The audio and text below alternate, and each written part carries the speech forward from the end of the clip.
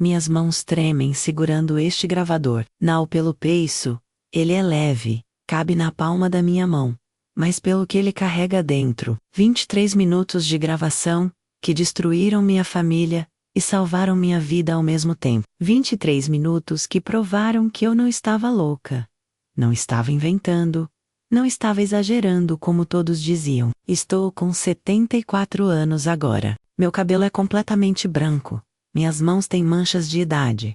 E às vezes esqueço onde deixei os óculos. Mas jamais vou esquecer o cheiro daquele porão. Mofo, misturado com o perfume barato que ele usava, menos aquele cheiro adocicado de almíscar, que até hoje me faz sentir náusea quando passo perto de alguém usando algo parecido. Jamais vou esquecer o som dos passos dele, descendo a escada de madeira que rangia no terceiro degrau. Aquele ranger era meu aviso. Meu coração disparava. Minha boca ficava seca, minhas pernas queriam correr. Mas não havia para onde. Durante 17 anos, carreguei esse segredo sozinha. 17 anos engolindo Billy, forçando sorrisos em almoços de domingo, abraçando minha irmã e fingindo que tudo estava bem, enquanto por dentro, eu me despedaçava um pouco mais a cada dia. Ele sempre estava lá. Na mesa, no sofá, sorrindo, como se fosse um homem normal. Como se não tivesse acabado de me encurralar na despensa 2 horas antes, sua mão no meu braço, seu hálito no meu pescoço, sua voz sussurrando aquelas ameaças que me congelavam. Se você contar para sua irmã, eu acabo com ela. Você sabe que eu posso. Você sabe o que eu sou capaz. E eu sabia. Meu Deus, como eu sabia. Por que demorei tanto? Por que não gritei na primeira vez? Essas perguntas me corroeram durante anos. As pessoas não entendem como é quando o monstro é o marido da sua irmã. Quando sua família inteira o adora. Quando todos dizem como você tem sorte de ter um cunhado tão prestativo, tão atencioso, sempre disposto a ajudar. Mas naquele dia de março de 2019, com minhas mãos tremendo tanto que quase derrubei o celular, eu apertei o botão vermelho de gravar e coloquei o aparelho no bolso do meu avental. Eu não sabia que aqueles seriam os 23 minutos mais importantes da minha vida. Meu nome é Laura. Nasci em 1951, numa cidadezinha do interior, onde todo mundo conhecia todo mundo, onde as portas ficavam abertas e a palavra de um homem valia mais que qualquer contrato assinado. Cresci acreditando que família era sagrado, que você protegia os seus, que o sangue era mais forte que qualquer coisa. Se você está me ouvindo agora, de qualquer lugar que seja menos de qual cidade você está assistindo, comenta aí. Saiba que esta história não é fácil de contar. Mas se ela tocar seu coração de alguma forma, Seita e Pfizer Panzer, deixa um like para que mais pessoas possam ouvir. E se inscreve no canal, porque histórias como a minha precisam ser contadas.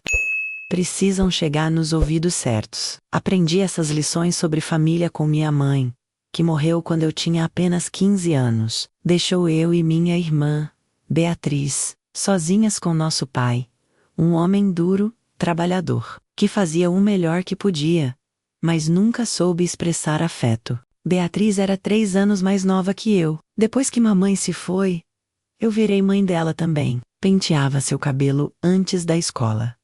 Verificava se ela tinha feito a lição. Secava suas lágrimas quando ela sentia falta da nossa mãe. Eu amava minha irmã mais que tudo neste mundo. Por isso, quando ela chegou em casa aos 22 anos, radiante, dizendo que tinha conhecido o homem da vida dela, eu queria acreditar. Queria ver o que ela via. Roberto era bonito, bem vestido, trabalhava num banco. Tinha aquele jeito de falar que convencia qualquer um. Nosso pai aprovou imediatamente. Eles casaram em 1976. Eu fui madrinha. Nas fotos, estou sorrindo. Mas aquele sorriso, com o tempo, se transformou numa máscara que eu usava para esconder o horror que vivia. Porque Roberto não era o homem que minha irmã pensava ter casado. E eu descobri isso da pior forma possível. Agora, deixa eu te levar de volta para aquele porão, para aquele cheiro de mofo, para aquele terceiro degrau, que rangia, para o dia em que tudo começou. Era julho de 1978. Lembro porque tinha acabado de fazer 27 anos. E ainda morava com meu pai. Não tinha casado, não tinha namorado sério. Minha vida era cuidar da casa, trabalhar na costura, menos eu fazia roupas sob encomenda para as senhoras da cidade, e visitar minha irmã aos domingos. Beatriz estava grávida de 5 meses. A barriga já começava a aparecer sob os vestidos soltos que ela usava. Ela estava radiante, passava a mão na barriga o tempo todo, sorrindo com aquele jeito sonhador das mulheres grávidas. Roberto parecia feliz também. Comprou um berço caro, pintou o quarto do bebê de amarelo, porque não queriam saber o sexo antes. Você precisa vir mais vezes, Laura. Beatriz me disse naquele domingo. A casa é grande demais. Fico sozinha o dia todo, enquanto Roberto trabalha. A casa realmente era grande. Eles tinham comprado uma propriedade nos arredores da cidade. Uma casa de 2 andares com porão e sótão. Muita madeira escura, corredores compridos. Aquele tipo de construção antiga que faz barulho à noite. Eu achava a casa meio sombria, mas não disse nada. Beatriz amava aquela casa. Posso vir na terça de tarde? Eu respondi. Trago minha costura. A gente faz companhia uma para outra. Foi assim que começou. Terças e quintas à tarde, eu ia para a casa deles. Levava meu cesto de costura, meus tecidos, minhas linhas. Beatriz fazia chá. A gente conversava sobre o bebê, sobre nomes, sobre como seria quando ele nascesse. Ela queria que eu fosse madrinha. Você praticamente me criou, ela dizia. É justo que seja madrinha do meu filho. Roberto chegava sempre por volta das 6. Trabalhava no banco até às 5. Mas demorava porque parava para tomar um café, dizia ele. Cumprimentava com aquele sorriso largo. Perguntava como tinha sido meu dia, se eu queria ficar para o jantar. No começo, eu sempre recusava, mas Beatriz insistia tanto que eventualmente comecei a aceitar. Foi num desses jantares que senti pela primeira vez. Não foi nada concreto, apenas uma sensação. Estávamos à mesa menos Beatriz tinha feito frango assado com batatas. E eu estava contando uma história engraçada sobre Dona Marlene, uma cliente que queria um vestido 3 números menor que o dela. Beatriz ria. Eu também ria, mas quando olhei para Roberto, ele não estava rindo, estava me olhando fixamente, com uma intensidade que me fez parar no meio da frase. Continua, ele disse. O sorriso voltando instantaneamente. O que Dona Marlene disse depois? Mas eu tinha perdido o fio da história. Aquele olhar tinha durado apenas 2 segundos. Talvez 3. Mas tinha sido o suficiente para fazer meu estômago revirar. Terminamos o jantar. Ajudei Beatriz a lavar a louça enquanto Roberto foi para a sala assistir televisão. Minha irmã estava feliz, falando sobre como tinha sentido o bebê mexer, pela primeira vez naquela manhã. Eu sorria e fazia as perguntas certas, mas minha cabeça estava em outro lugar. Você acha que estou exagerando sobre o enxoval? Beatriz perguntou de repente, secando um prato. Roberto disse que estou comprando coisas demais. Você está ansiosa. Eu respondi. É normal. É seu primeiro filho. Ele fica bravo às vezes, ela disse baixinho, olhando para a porta da cozinha como se checasse se ele podia ouvir. Diz que estou gastando muito, mas eu uso o dinheiro que ganho com as aulas de piano. Não é dele. Algo na voz dela me alertou. Ele te trata bem, Bia? Ela olhou para mim, surpresa. Claro. Por que pergunta? Só, sei lá. Queria ter certeza. Ela riu, mas o riso soou forçado. Roberto é maravilhoso. Eu tenho muita sorte. Peguei minha bolsa para ir embora. Beatriz me acompanhou até a porta. Roberto levantou do sofá. Já vai, mas é cedo ainda. Amanhã acordo cedo, eu disse. Tenho 3 vestidos para terminar. Deixa eu te levar, ele ofereceu. Está escuro. Não precisa, vim de bicicleta. Justamente por isso. Ele já estava pegando as chaves do carro. Bicicleta no escuro é perigoso. Coloco a bicicleta no porta-malas. Beatriz concordou. Aceita, Laura. Ele tem razão. Não tinha como recusar sem parecer estranha. Aceitei. O trajeto até a casa do meu pai era de 15 minutos. Roberto dirigia devagar. Uma mão no volante. O rádio tocava baixinho. Ele não falou nada nos primeiros 5 minutos. Eu olhava pela janela, tentando me convencer que estava sendo boba, que aquele olhar durante o jantar não tinha sido nada. Então ele falou: "Você é muito parecida com sua irmã." "As pessoas sempre disseram isso", respondi, sem tirar os olhos da janela. "Mas você é mais reservada, mais misteriosa." Algo no tom da voz dele me fez finalmente olhar. Ele estava me observando pelo retrovisor. Nossos olhos se encontraram no espelho. "Não sou misteriosa", eu disse. "Sou só quieta." Ele sorriu. Aquele sorriso que não alcançava os olhos. "Quieta é bom. Quieta sabe guardar segredos." Chegamos na casa do meu pai. Roberto parou o carro. Desligou o motor. Saiu para abrir o porta-malas e tirar minha bicicleta. Eu desci rápido, pegando minha bolsa com mais força do que o necessário. Ele colocou a bicicleta na calçada e ficou parado, perto demais. Eu podia sentir o cheiro do perfume dele ao miscar adocicado. "Obrigada pela carona", eu disse, dando um passo para trás. Ele deu um passo para frente. "Da próxima vez, fica para o café. Beatriz adora sua companhia, e eu também."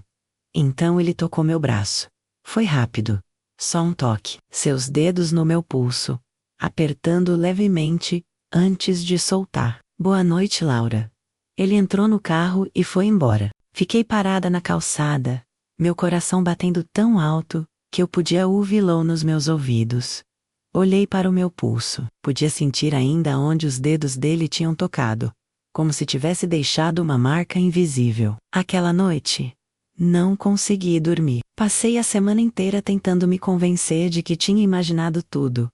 O olhar, o toque, o tom de voz. Eu estava cansada. Só isso. Trabalhando demais. Minha cabeça tinha criado coisas que não existiam. Na terça seguinte, quase não fui para a casa de Beatriz.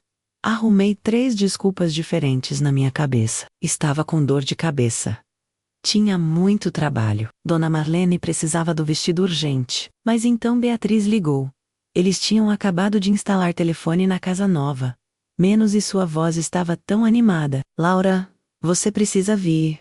Um médico disse que o bebê está perfeito. E eu comprei um tecido lindo para você fazer a roupinha de batizado. Vem ver." Como eu poderia dizer não? Cheguei por volta das 2 da tarde. O sol de inverno entrava pelas janelas grandes da sala, criando quadrados de luz no chão de madeira. Beatriz me recebeu com um abraço apertado. A barriga jamais saliente entre nós duas. "Olha só", ela disse, me puxando para o quarto do bebê. Tinha cortinas novas, brancas com bordado amarelo. O berço estava montado. Tinha um mobile de passarinhos pendurado no teto. "Falta pouca coisa agora, só as roupinhas que você vai fazer." Passamos a tarde assim. E o costurando. Ela tricotando um casaquinho minúsculo. A televisão ligada no fundo. Alguma novela que nenhuma de nós prestava atenção de verdade. Beatriz falava sem parar, sobre nomes que tinha pensado, sobre como Roberto estava ansioso para ser pai, sobre como ela queria ter pelo menos 3 filhos. "E você, Laura?" ela perguntou de repente. "Nunca pensa em casar?" Enfiei a agulha no tecido com mais força do que pretendia. "Mas não apareceu ninguém ainda." "Você é tão bonita, não entendo por que não tem pretendentes." "Sou exigente", eu disse. E era verdade. Tinha tido alguns interessados ao longo dos anos, mas nenhum que me fizesse sentir aquela coisa que os livros descreviam. Aquela certeza de que era a pessoa certa. "Roberto tem um amigo." Beatriz começou, com aquele tom de quem tá tramando algo. "Solteiro, trabalha no banco também. Posso arranjar um." "Não precisa." Cortei rápido demais. Suavizei o tom. "Deixa acontecer naturalmente, Bia." Ela riu. "Você e sua mania de naturalidade. Às vezes a gente precisa dar uma ajudinha pro destino." Eram quase 5h30 quando Roberto chegou. Mais cedo que o normal. Ouvi o carro na garagem, a porta se abrindo, os passos dele no corredor. Meu corpo inteiro ficou tenso. Enfiei a agulha no dedão sem querer e soltei um pequeno ai de dor. "Tudo bem." Beatriz perguntou. Só espetei o dedo. Levei o polegar à boca, sentindo o gosto metálico do sangue. Roberto entrou na sala com aquele sorriso largo. Minhas duas mulheres favoritas como estão? Beijou Beatriz na testa, passou a mão na barriga dela com carinho. Depois olhou para mim. Laura, que bom que você está aqui. Preciso de ajuda lá embaixo. Meu estômago apertou. Lá embaixo, no porão, tem umas caixas pesadas que preciso mover. Beatriz, não pode fazer esforço por causa da gravidez. Eu posso ir outro dia. Comecei, mas Beatriz já estava concordando. É verdade. Eu não posso carregar peso. E ele tem razão. As caixas estão lá há semanas. Vai com ele, Laura. Não demora nada. Não tinha como recusar. Levantei, guardando minha costura. Minhas pernas pareciam de chumbo, enquanto seguia Roberto até a porta que levava ao porão. Ele acendeu a luz e começou a descer. A escada era íngreme, de madeira velha. O terceiro degrau rangeu alto sob meu peso. O som ecoou no espaço vazio lá embaixo. O porão era grande e frio. Cheirava a mofo e umidade. Tinha algumas prateleiras com ferramentas, caixas empilhadas nas paredes, uma máquina de lavar velha num canto, uma lâmpada única e fraca pendurada no meio do teto. Criava mais sombras do que luz. São aquelas ali? Roberto apontou para 3 caixas de papelão perto da parede do fundo. Preciso levar para o depósito lá em cima. Me aproximei das caixas. Elas tinham livros dentro. Dava para ver pelas aberturas. Não pareciam tão pesadas assim. Estava me abaixando para pegar uma quando ouvi passos descendo a escada. Mas Roberto já estava lá embaixo comigo. Virei rápido. Não tinha ninguém na escada. É a casa, Roberto disse, aparecendo do nada ao meu lado. Dei um pulo. Faz barulho. Madeira velha, se acostuma depois de um tempo. Ele estava perto. Perto demais. Podia sentir o calor do corpo dele. Aquele perfume enjoativo. Vamos logo, eu disse, pegando uma caixa. Era mais pesada do que parecia. Cambaleei um pouco. Roberto segurou meu braço. Calma. Deixa eu ajudar. Suas mãos estavam nos meus ombros agora, me virando para encará-lo. Meu coração disparou. Roberto, solta. Você é nervosa demais, ele disse baixinho. Não precisa ter medo de mim. Não tenho medo. Só, a Beatriz está esperando. Beatriz está assistindo novela, nem vai perceber quanto tempo a gente demora aqui embaixo. Tentei me afastar, mas ele segurou mais firme, não forte o suficiente para machucar, mas o suficiente para me impedir de me mover. Você sentiu também? Não sentiu? Ele perguntou. Na semana passada, no carro, eu vi nos seus olhos. Não senti nada. Minha voz saiu trêmula. Você é marido da minha irmã. E daí? Ele sorriu. Mas era um sorriso frio. Você acha que eu não vejo como você me olha? Como fica toda nervosa quando estou por perto? Eu não. Não precisa fingir. Sua mão subiu do meu ombro para o meu pescoço, o polegar acariciando minha mandíbula. Eu estava congelada. Isso pode ser bom para nós dois. Ninguém precisa saber. Finalmente consegui me mover. Empurrei seu peito com força, me afastando. Você está louco? A Beatriz está grávida. Ela é minha irmã. O sorriso dele desapareceu. Seu rosto ficou duro. Os olhos escuros. Cuidado com o tom. Laura, me deixa passar. Ele não saiu da frente. Ficamos assim por longos segundos que pareceram horas. Eu podia ouvir minha própria respiração, alta e rápida. Podia sentir o sangue pulsando nas têmporas. Então ele deu um passo para o lado. Claro, sobe. Mas pensa bem no que está fazendo. O que eu estou fazendo? Você que Beatriz não ia acreditar em você. Ele disse isso calmamente, como se estivesse comentando sobre o tempo. Ela me ama. Somos casados. Vamos ter um filho. Se você chegar lá em cima com alguma história maluca sobre mim te atacando, ela vai achar que você está com ciúmes, que está tentando destruir o casamento dela porque você é solteirona e infeliz. As palavras me acertaram como um soco. E tem mais. Ele continuou se aproximando novamente. Encostou a boca no meu ouvido. Eu podia sentir sua respiração quente. Se você criar problema, quem vai sofrer é ela. Você sabe como eu posso deixar a vida dela um inferno? É só fechar as contas bancárias. Cortar o dinheiro. Beatriz não trabalha. Não tem nada no nome dela. Ela depende completamente de mim. Meu corpo inteiro tremia. Você não faria isso. Você quer arriscar? Ele se afastou, subindo os primeiros degraus. No terceiro degrau, virou. Não precisa ser assim, Laura. Pode ser bom. Pode ser nosso segredo. Pensa nisso. Então subiu o resto da escada e desapareceu. Fiquei sozinha no porão, as pernas fraquejaram e me sentei no chão frio de cimento, as costas contra uma caixa de papelão. Minhas mãos tremiam tanto que tive que segurá-las, juntas com fora. Quanto tempo fiquei ali? 5 minutos? 10? Não sei. Só sei que quando finalmente consegui subir, minhas pernas mal me sustentavam. Beatriz estava na cozinha fazendo café. Demoraram! Conseguiram mover as caixas? Estão muito pesadas, Roberto diz. Bebendo água direto da garrafa, vou precisar pedir ajuda de alguém outro dia. Ele me olhou, esperando para ver o que eu diria. Minha voz saiu rouca, muito pesadas. Beatriz me olhou preocupada. Você está pálida, Laura. Está se sentindo bem? Só tonta. Acho que não almocei direito. Fica para o jantar. Ela insistiu. Não posso. Preciso. Tenho trabalho. Peguei minhas coisas tão rápido que derrubei o cesto de costura. Agulhas e linhas se espalharam pelo chão. Me ajoelhei para pegar, mas minhas mãos tremiam tanto que Roberto teve que ajudar. Quando nossos dedos se tocaram alcançando a mesma agulha, ele sorriu. Aquele sorriso me perseguiu a noite inteira. Durante 3 semanas, não voltei na casa de Beatriz. Arrumei desculpas. Tava com gripe.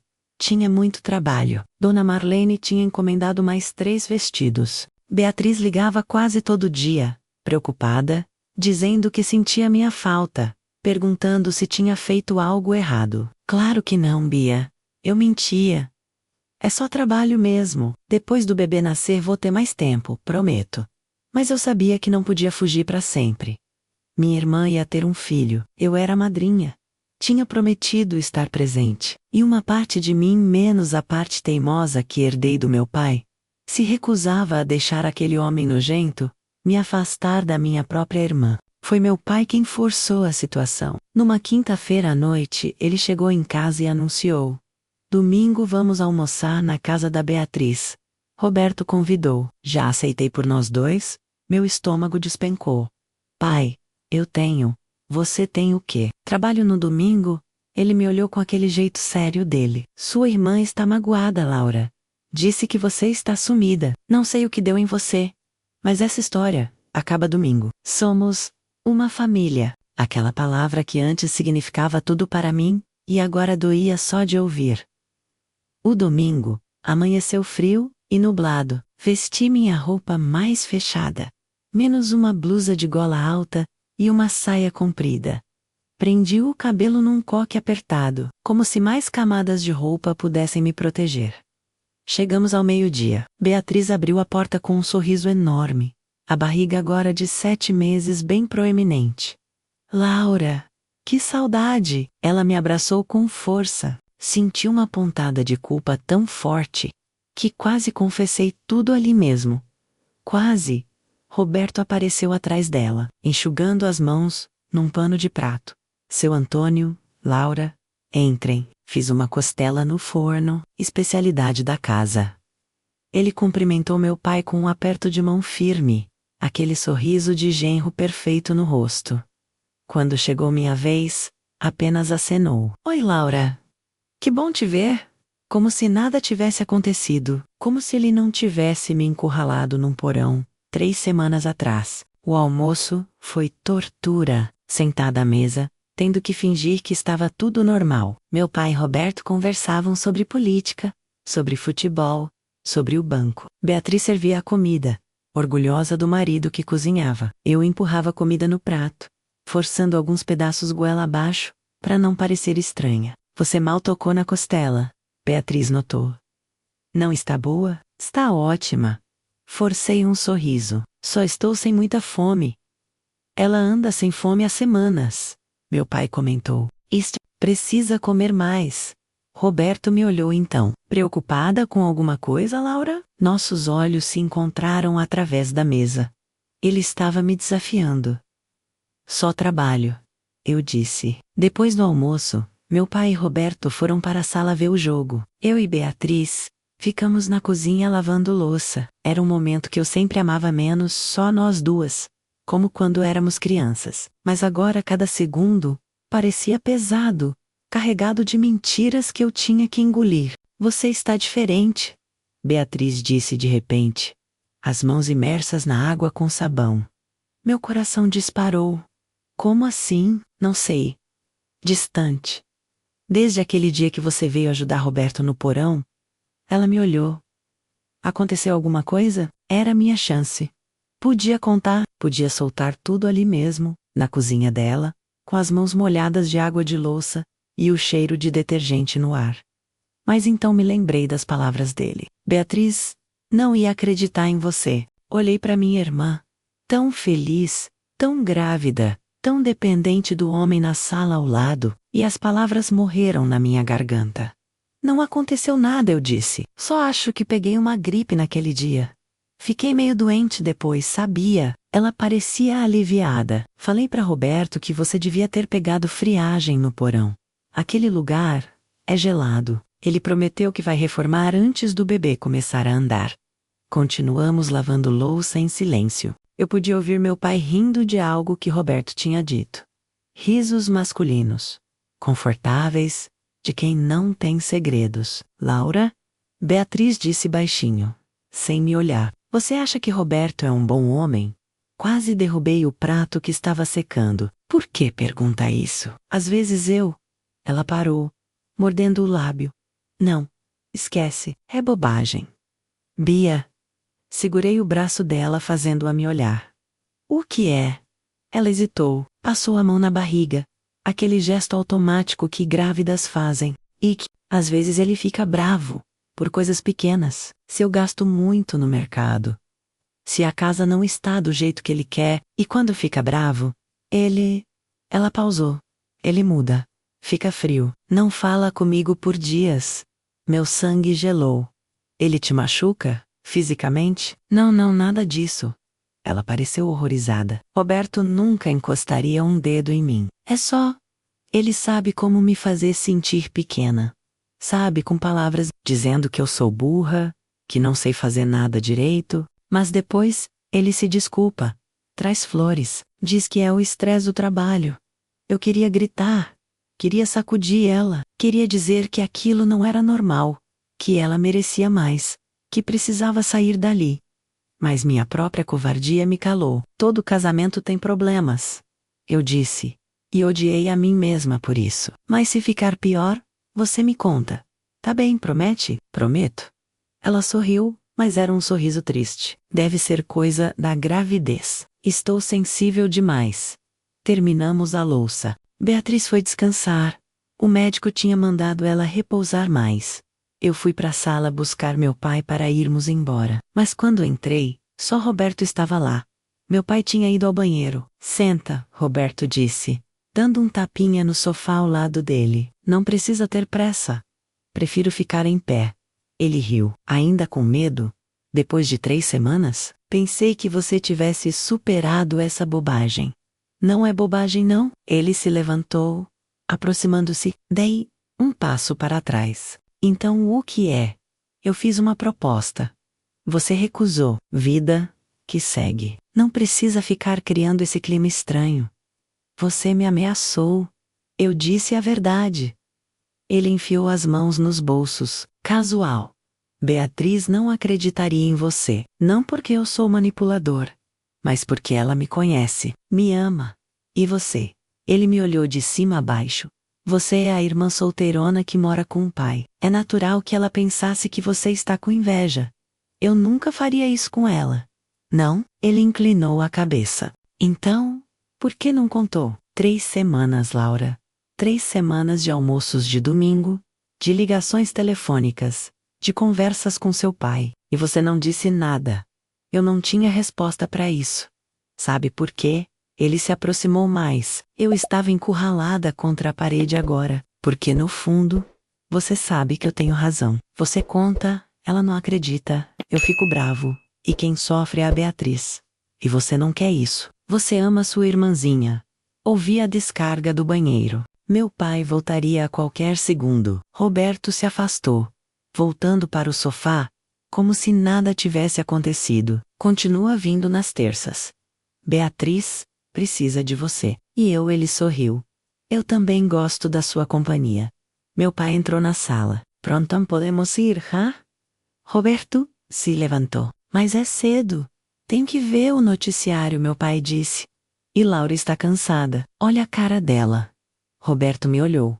De fato, está pálida. Cuida dessa gripe, Laura. No carro, meu pai dirigiu em silêncio por alguns minutos. Então falou: Roberto é um bom rapaz. É. Minha voz saiu automática. Beatriz teve sorte. Não é todo homem que cuida da mulher grávida desse jeito. Cozinha, cuida da casa, até lava a louça. É, ela teve muita sorte. Você também vai achar alguém assim um dia, ele disse. Não desiste. Olhei pela janela, as casas passando borradas. Não vou desistir, pai. Mas por dentro, algo estava morrendo. A esperança, talvez, ou a inocência, ou simplesmente a versão de mim que acreditava que o mundo era justo. Naquela noite, deitada na cama, tomei uma decisão. Não voltaria mais na casa de Beatriz. Não sozinha, não nas terças, à tarde. Arranjaria desculpas. Mentiria. Inventaria o que fosse preciso. Mas manteria distância. Era a única forma de me proteger. Pelo menos era o que eu pensava. Consegui evitar as visitas por mais um mês. Mas então Beatriz entrou em trabalho de parto numa terça-feira à noite.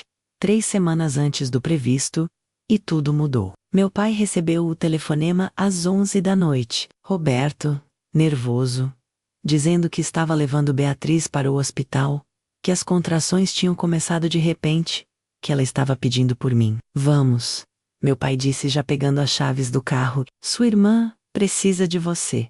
Chegamos no hospital, depois da meia-noite. Roberto estava na sala de espera, andando de um lado para o outro, o cabelo desarrumado, a camisa amassada. Quando nos viu, correu até nós. Ela está lá dentro. As enfermeiras não deixam entrar. Dizem que ainda vai demorar horas. Ele passou a mão no rosto. Ela está com dor, muita dor. Meu pai colocou a mão no ombro dele. Ela vai ficar bem. Mulher é forte para essas coisas. Uma enfermeira apareceu na porta. Familiares de Beatriz Ferreira? Somos nós. Roberto se adiantou. Como ela está? Dilatando bem. Mas está pedindo pela irmã? Laura. Todos olharam para mim. Sou eu.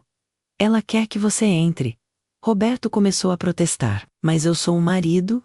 O senhor vai poder entrar na hora do nascimento? A enfermeira cortou. Profissional. Agora ela quer a irmã. São as regras dela, não nossas. Segui a enfermeira por um corredor longo e branco. O cheiro de desinfetante era forte, misturado com algo mais humano, suor, medo, dor. De dentro dos quartos, vinham gemidos, gritos abifados. Meu estômago revirava a cada som. Beatriz estava num quarto pequeno, deitada numa cama, com grades nas laterais, o cabelo grudado na testa de suor, o rosto vermelho. Quando me veio, começou a chorar. Laura, você veio. Corri até ela, segurando sua mão. Estava quente e úmida. Claro que vim. Estou aqui. Está doendo tanto? Ela chorou. Ninguém disse que ia doer assim. Eu sei. Eu sei. Peguei uma toalha molhada, que estava na mesinha, e passei no rosto dela. Mas logo passa. Logo você vai ter seu bebê nos braços. Passamos as próximas 4 horas assim, eu segurando a mão dela, enxugando seu suor, sussurrando palavras de encorajamento. A cada contração, ela apertava minha mão com tanta força, que meus dedos ficavam brancos. Mas eu não reclamei. Deixei ela apertar, deixei ela gritar, deixei ela xingar o médico, a enfermeira, Roberto, Deus, todo mundo. Por que você sumiu? Ela perguntou entre uma contração e outra, a voz fraca. Achei que tinha feito algo errado. Você não fez nada, Bia. Eu é que estava confusa. Confusa com o quê? Outra contração veio antes que eu pudesse responder. Ela gritou, apertando minha mão, o corpo inteiro se contraindo. Quando passou, ela estava tão exausta que mal conseguia falar. Às 5:30 da manhã, o médico disse que estava na hora. Deixaram Roberto entrar. Ele veio direto até Beatriz, tomando o lugar que era meu ao lado da cama. Estou aqui, amor. Estou aqui. Beatriz olhou para ele, então para mim. Laura, fica também. Prometi que ela ia ver o bebê nascer. Mas, o espaço, o médico começou. Ela fica, Beatriz repetiu, com uma determinação que eu não sabia que ela tinha. É a madrinha. Ela fica. Me posicionaram aos pés da cama, de onde eu podia ver tudo, e vi o médico guiar, as enfermeiras encorajar, vi Roberto segurar a mão dela, pálido como um fantasma, e vi quando o bebê finalmente saiu, minúsculo, vermelho, coberto de coisas que meu cérebro não conseguia processar. E então, menos aquele choro, aquele grito agudo e perfeito de vida nova. É um menino, o médico anunciou. Beatriz caiu para trás na cama, rindo e chorando, ao mesmo tempo. Roberto beijou sua testa, seu rosto, suas mãos, murmurando: você conseguiu. Você conseguiu. E eu, parada ali nos pés da cama, chorei também, porque meu sobrinho tinha nascido, porque minha irmã tinha sobrevivido, e porque tudo ficou mais complicado. Batizaram o menino de Felipe. Ele tinha os olhos escuros do pai e o cabelo castanho da mãe. Era pequeno. Menos nasceu prematuro, com 2,5 kg menos, mais saudável. Beatriz ficou no hospital por 3 dias. Eu visitei todos os dias, sempre quando tinha gente junto. Meu pai, alguma amiga dela, a mãe de Roberto, que tinha vindo de outra cidade, nunca sozinha com Roberto. Mas quando Beatriz recebeu alta e foram para casa, tudo mudou. Preciso de ajuda. Ela me ligou na primeira semana, a voz exausta. Roberto voltou a trabalhar. Estou sozinha com um bebê. Não durmo, não consigo tomar banho direito. Laura, por favor. Como eu podia dizer não? Comecei a ir todo dia, de manhã, para deixar Beatriz dormir um pouco, enquanto eu cuidava de Felipe. O bebê era tranquilo, mas acordava de 3 em 3 horas para mamar. Beatriz estava esgotada, com olheiras fundas, o cabelo sem lavar, ainda usando roupas de gravidez porque nada mais servia. Eu não imaginei que seria assim. Ela disse numa dessas manhãs, chorando enquanto Felipe chorava no berço, e ela não tinha força para levantá-lo. Todo mundo fala que é lindo, que é mágico. Ninguém fala que você vira um zumbi. Passa, eu disse, pegando Felipe e embalando-o. Daqui uns meses você nem vai lembrar dessa fase. Eu chegava às 8 da manhã e ia embora às 5, antes de Roberto chegar. Mantinha minha rotina rígida, não ficava pro jantar, não aceitava carona, não dava chance para conversas. Ele tentava, menos sempre tentava. Chegava mais cedo, dizia que tinha saído do banco cedo para ajudar com o bebê. Já vai, Laura? Ele perguntava, com aquele tom de falsa inocência, mas você mal almoçou. Tenho trabalho. Eu repetia sempre. Sempre tem trabalho, ele comentava, sorrindo. Vai trabalhar até morrer assim.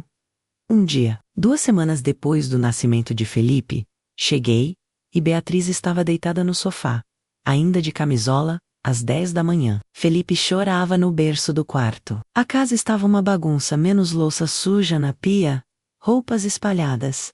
Bia, fiquei preocupada. Você está bem? Ela olhou para mim com olhos vazios. Não consegui levantar hoje. Como assim? Simplesmente, não consegui. Felipe acordou às 6. Eu ouvi ele chorando, mas meu corpo não se mexeu. Fiquei aqui deitada ouvindo meu filho chorar. Corri para o quarto, peguei Felipe. Ele estava molhado, com fome, vermelho de tanto chorar. Fiz uma mamadeira, troquei a fralda, embalei até ele se acalmar. Quando voltei para a sala, Beatriz ainda estava na mesma posição. Você precisa de ajuda profissional, Bia. Roberto não acredita em psicólogo.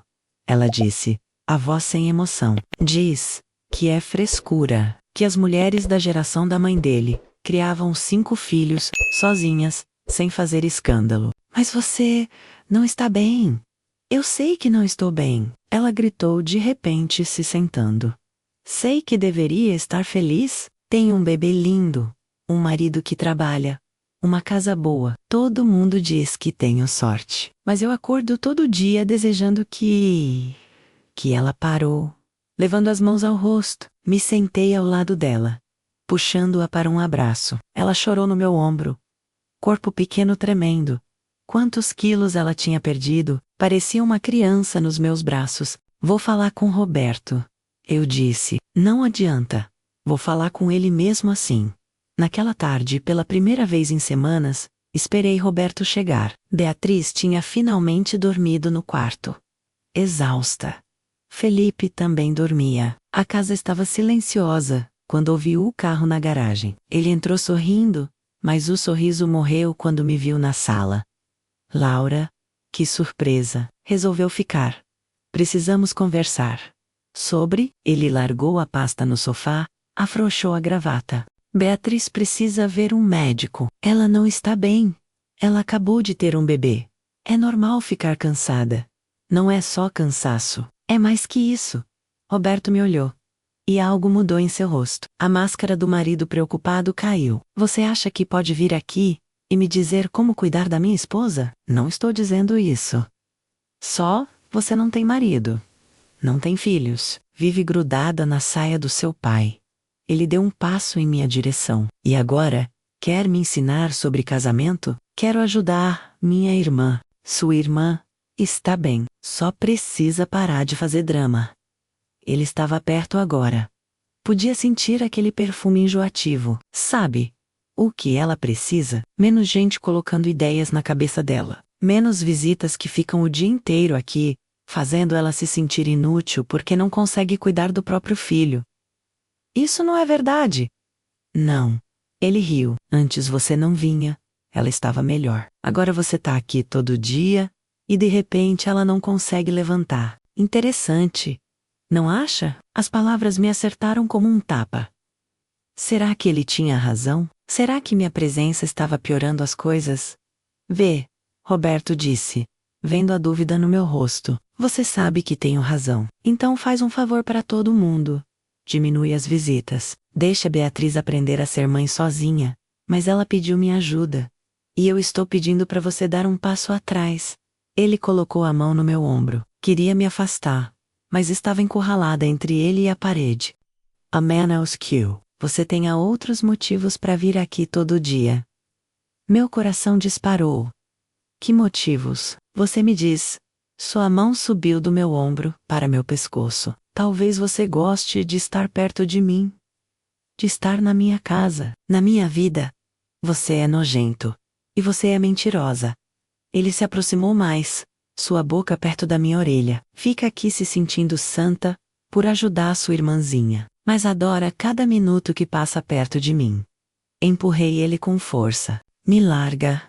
Roberto riu, mas se afastou. Relaxa.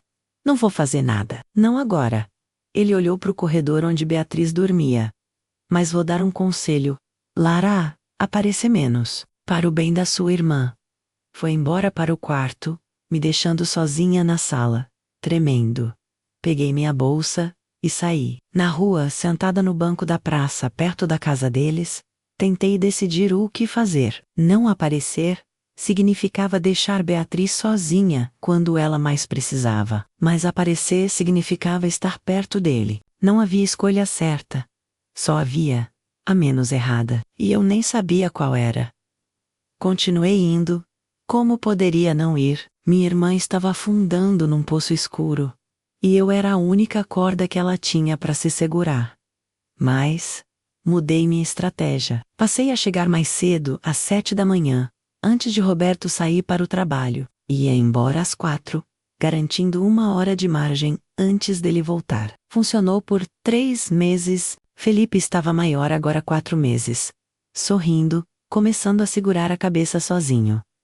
Beatriz melhorou um pouco, voltou a tomar banho todo dia, a pentear o cabelo, a se vestir com roupas de verdade, em vez de ficar de camisola, mas ainda tinha aquele olhar, vazio, distante, como se uma parte dela tivesse morrido no parto, e nunca mais voltado. Você salvou minha vida, ela me disse num desses dias, enquanto eu dobrava roupinhas de bebê. Não sei o que faria sem você.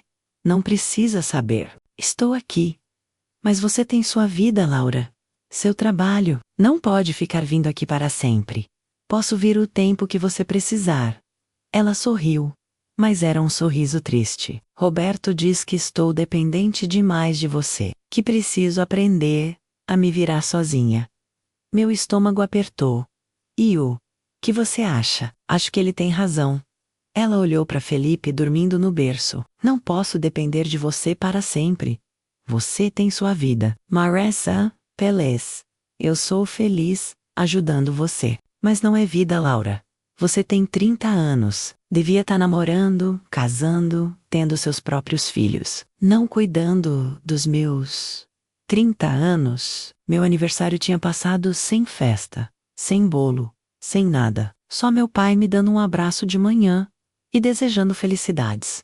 Eu nem lembrava direito do dia. Estava ocupada demais sobrevivendo para pensar em envelhecer. Quando você estiver melhor, eu prometi. Quando tiver mais firme, aí eu penso na minha vida.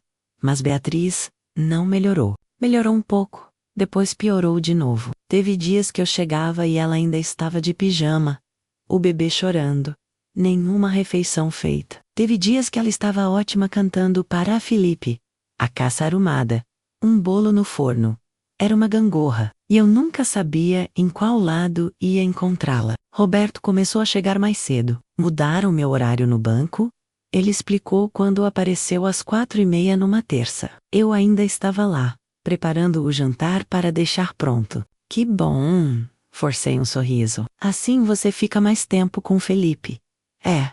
E com você também. Beatriz estava no quarto com o bebê.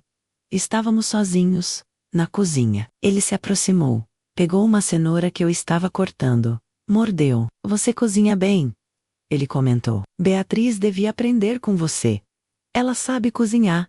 Antigamente sabia, agora mal consegue fazer um ovo frito. Ela está passando por um momento difícil. Faz 4 meses, Laura. Ele jogou o resto da cenoura no lixo. Em algum momento ela precisa se recuperar. Depressão pós-parto não tem prazo. Depressão. Ele riu, amargo. Esse nome que inventaram para mulher que não quer cuidar do filho. Parei de cortar. Você não acredita que ela está doente? Acho que ela está acomodada. Sabe que você vem todo dia resolver tudo. Por que ia se esforçar? Isso não é justo. Não? Ele se apoiou no balcão, me olhando. Antes você vinha. Ela fazia as coisas, não bem, mas fazia. Agora ela nem tenta, porque sabe que você vai fazer. Ou talvez ela não tente porque você não dá apoio nenhum, só critica. Minha própria coragem me surpreendeu. Roberto também ficou surpreso. Seus olhos escureceram. Cuidado, ele disse baixinho. Com o quê? Com falar a verdade, com se meter no meu casamento. Ela é minha irmã e minha esposa. Ele se aproximou. E você está aqui, na minha casa, comendo a minha comida, usando a minha água, o meu gás. Então, um pouco de respeito seria bom. Beatriz apareceu na porta. Felipe no colo. Por que estão brigando? Não estamos brigando. Roberto se recompôs instantaneamente, colocando aquele sorriso, só conversando sobre o jantar. Laura estava me dizendo que você devia aprender essas receitas dela. Beatriz olhou de mim para ele, desconfiada, mas estava cansada demais para investigar. Vou dar banho no Felipe. Quando ela saiu, terminei de preparar o jantar em silêncio. Roberto ficou ali, me observando, podia sentir seus olhos em cada movimento meu. Você é teimosa, ele disse, finalmente. Não respondi, mas eu gosto disso. Ele riu. Torna as coisas mais interessantes. Terminei, lavei as mãos, peguei minha bolsa. Já vai? Ele perguntou, bloqueando minha passagem. Mas ainda é cedo. Tenho que ir. Fica para o jantar. Você fez. É justo que coma. Não posso. Por quê? Seu pai está esperando? Sim. Mentira. Ele inclinou a cabeça. Seu pai janta às 7. São 5 horas. Você está fugindo de mim. Me deixa passar. Por que você me odeia tanto? Ele parecia genuinamente curioso. O que eu fiz de tão terrível? Eu olhei. Realmente olhei, tentando entender se ele estava sendo sério ou se era só mais uma manipulação. Você não sabe? Perguntei. Fiz uma proposta. Você recusou. Aceitei sua recusa. Desde então tenho sido perfeitamente educado. Você me ameaçou. Não ameacei. Apenas expliquei as consequências. Ele suspirou, como se estivesse lidando com uma criança difícil. Olha, Laura. Sei que começamos com um pé esquerdo, mas não precisa ser assim. Podemos ser amigos. Amigos? Por que não? Pela Beatriz. Pelo Felipe, eles precisam que a gente se dê bem. Tinha lógica, de um jeito distorcido, mas cada célula do meu corpo gritava perigo. Está bem. Eu disse, amigos. Agora me deixa passar. Ele se afastou, sorrindo. Até amanhã, amiga. Saí daquela casa, sentindo que tinha acabado de fazer um pacto com o diabo. E a pior parte, eu não estava errada. As semanas seguintes foram estranhas. Roberto estava diferente, gentil. Conversava comigo sobre coisas normais. O tempo, as notícias, o desenvolvimento de Felipe. Não fazia comentários inapropriados. Não invadia meu espaço. Era como se o homem do porão nunca tivesse existido. Quase acreditei. Quase. Foi numa quinta-feira, 6 meses depois do nascimento de Felipe. Cheguei de manhã e Beatriz estava empolgada. Laura, minha amiga Sônia, convidou para um chá da tarde hoje. As meninas da escola, faz tanto tempo que não vejo ninguém. Que bom, você devia ir. Mas o Felipe, eu cuido dele. Vai, se diverte. Ela hesitou. Tem certeza? Absoluta. Beatriz saiu às 2. Toda arrumada com batom, o cabelo feito. Estava linda. Estava viva de novo.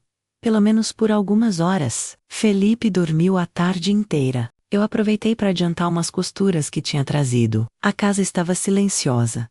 Só o tic-tac do relógio na parede e o barulho da máquina de costura. Eram 4 horas quando ouvi o carro. Meu corpo inteiro se tensou. Olhei para o relógio. Roberto nunca chegava tão cedo. A porta se abriu. Passos no corredor. Ele apareceu na sala, a gravata já afrouxada. Cadê Beatriz? Saiu, foi num chá com as amigas. E deixou você sozinha, com Felipe. Felipe está dormindo, então você está sozinha. Ele sorriu. Comigo, levantei, guardando a costura. Vou indo então. Não. Não foi um pedido. Fica, Beatriz, não demora. Demora sim. Conheço as amigas dela. Vão ficar lá até às 7. Fácil.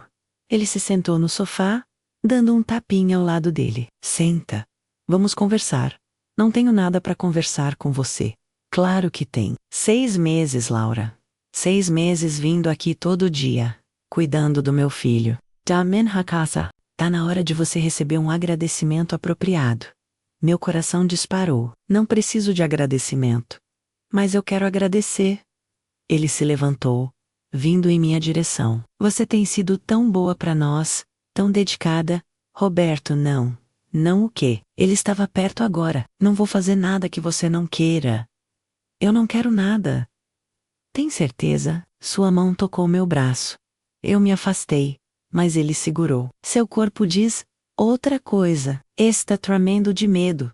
De excitação, ele corrigiu. Posso sentir. Tentei me soltar, mas ele puxou, me trazendo contra seu peito. Podia sentir o coração dele batendo. Ou era o meu? Não conseguia distinguir. Me solta em 1 minuto. Sua boca estava no meu pescoço. Só 1 minuto. Se você não me soltar, eu grito. E acorda, Felipe. Tadinho do bebê. Ele riu contra minha pele. Você não faria isso.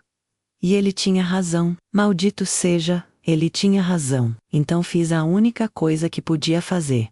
Mordi. Mordi seu braço com tanta força que senti o gosto de sangue. Ele gritou, me soltando, sua louca. Corri, peguei minha bolsa, minhas coisas. Corri para a porta. Você vai pagar por isso! Ele gritou atrás de mim. Vai ver só, não parei. Corri pela rua. Lágrimas escorrendo, o gosto de sangue ainda na boca. Só parei quando cheguei em casa, tranquei a porta e desabei no chão do banheiro. E naquele momento, naquele exato momento, soube que tinha que acabar. De alguma forma, isso tinha que acabar, antes que ele fosse longe demais. Antes que eu perdesse a coragem completamente, antes que fosse tarde demais. Não voltei no dia seguinte, nem no outro. Beatriz ligou 17 vezes. Eu não atendi. Meu pai ficou preocupado, batendo na porta do meu quarto, perguntando o que tinha acontecido. Só preciso de uns dias. Eu disse através da porta trancada. Por favor, pai. Só uns dias. Não comi. Não dormi direito. Ficava deitado olhando para o teto, revivendo aqueles minutos na sala, as mãos dele em mim, a boca dele no meu pescoço, o desespero que senti. E a mordida menos Deus. A mordida tinha sido instinto puro de sobrevivência. Mas e se ele contasse para Beatriz? E se dissesse que eu tinha atacado ele? No terceiro dia, Beatriz apareceu na minha porta. Meu pai a deixou entrar. Ela subiu, bateu no meu quarto. Laura, sou eu. Abre. Por favor. Não tinha escolha. Abri. Ela entrou, e o que vi me partiu o coração. Olheiras fundas de novo, o cabelo desarrumado, a blusa manchada de leite. Em 3 dias, ela tinha regredido meses. Por que você sumiu? Ela perguntou, a voz quebrando. O que eu fiz? Você não fez nada, Bia. Então por quê? Por que não atende minhas ligações? Por que não vem mais? Ela começou a chorar. Eu preciso de você. Felipe precisa, não aguento sozinha. Você aguenta sim. Você é mais forte do que pensa. Não sou. Não sou forte, sou patética. Nem consigo cuidar do meu próprio filho sem você. Abracei ela, deixando-a chorar no meu ombro. Seu corpo pequeno sacudindo com soluços. Quanto tempo ficamos assim? Não sei. Só sei que quando ela se acalmou, havia uma poça de lágrimas na minha blusa. Me conta o que aconteceu. Ela pediu, se afastando para me olhar. O que Roberto fez? Meu sangue gelou. Como você, eu não sou burra, Laura. Sei que tem algo entre vocês. Vocês mal se falam. Você sempre vai embora, antes dele chegar. E quinta-feira, quando voltei do chá, ele estava diferente. Camry disse que você tinha ido embora porque não estava se sentindo bem. Mas eu vi a marca no braço dele. Que marca? De mordida. Ela me olhou, uma mordida humana. Profunda. Silêncio. Longo. Pesado. Ele disse que foi acidente. Beatriz continuou, que tropeçou e bateu o braço numa quina. Mas eu sei a diferença entre um machucado de quina e uma mordida, Laura. E aquilo era uma mordida. Bia, ele tentou te beijar? Ela perguntou. A voz tão baixa que mal ouvi. Foi isso. Podia mentir. Podia dizer que sim. Que tinha sido só uma tentativa de beijo. Nada grave. Mas olhei para minha irmã, exausta, quebrada, segurando-se por um fio. E não consegui. Foi mais que isso, eu disse. Sentamos na minha cama. E contei. Não tudo. Não os detalhes mais sujos. Mas contei sobre o porão. Sobre as ameaças. Sobre como tinha começado antes mesmo de Felipe nascer. Sobre os meses de medo do findamento. De me forçar a ir naquela casa porque ela precisava de mim. Beatriz ficou quieta o tempo todo. Não me interrompeu, não chorou, não reagiu, só ficou sentada, as mãos no colo, olhando para o chão. Quando terminei, o silêncio foi ensurdecedor. Você está inventando, ela disse finalmente, a voz estranhamente calma. Bia, você está inventando porque tem inveja, porque eu tenho marido e filho, e você não tem nada. As palavras me acertaram como um soco. Não estou inventando. Roberto nunca faria isso. Ela se levantou, se afastando de mim. Ele me ama. Ama nosso filho. Ele não é esse monstro que você está descrevendo. Eu sei como parece. Mas, como parece? Ela riu, mas era uma risada sem humor. Parece que você é uma mentirosa invejosa que está tentando destruir meu casamento. Por que eu faria isso? Porque você quer o que eu tenho. Ela estava gritando. Agora. Sempre quis. Sempre foi a irmã certinha. A que cuidava de todo mundo. A que sacrificava tudo. E mesmo assim eu fui a primeira a casar. A primeira a ter filho. E você não aguenta isso, não é verdade? Não. Ela estava na porta agora. Então por que esperou 2 anos para me contar? Por que continuou vindo na minha casa? Cuidando do meu filho? Fingindo que estava tudo bem. Não tinha resposta para isso. Não uma que fizesse sentido, porque eu estava com medo. Eu disse finalmente, medo que você não acreditasse em mim. E eu estava certa, não estava? Beatriz me olhou. E havia algo novo em seus olhos, algo duro, frio. Não quero você perto do meu filho. Ela disse, não quero você na minha casa, não quero você na minha vida. Bia, espera, você não é mais minha irmã. Ela saiu. Ouvi seus passos na escada, a porta batendo, o carro indo embora. Fiquei sozinha no meu quarto, o silêncio pesando como concreto. Meu pai subiu alguns minutos depois, bateu na porta, entrou sem esperar resposta. O que você fez? Ele perguntou. E havia decepção em sua voz, decepção que doía mais que qualquer grito. Contei a verdade. Que verdade? Então contei para ele também. Cada detalhe em cada horror, cada medo. Ele ouviu, sentado na beira da cama, o rosto ficando mais velho a cada palavra. Quando terminei, ele ficou em silêncio por um longo tempo. Por que não me contou antes? Ele perguntou finalmente. Por que você acreditaria em mim? Você adora Roberto. Sempre disse que Beatriz deu sorte. Ele passou a mão no rosto, cansado. Roberto sempre foi educado comigo. Prestativo. Cuida da Beatriz. Cuida do menino. É difícil acreditar que ele é um monstro por trás da máscara? Não estou dizendo que não acredito em você. Ele se apressou. Só é difícil de processar. Então você acredita. Ele me olhou. Você é minha filha. Sempre fui severo com você. Sei disso, mas nunca te conheci como mentirosa. Ele colocou a mão no meu ombro. Se você está dizendo que isso aconteceu, então aconteceu. Comecei a chorar. Não sabia que estava segurando tanto até aquele momento. Meu pai me abraçou. Algo que ele não fazia desde que eu era criança. O que vou fazer agora? Perguntei contra seu peito Beatriz e Miádia. Ela não vai deixar eu ver Felipe. E Roberto? Roberto vai ficar pior.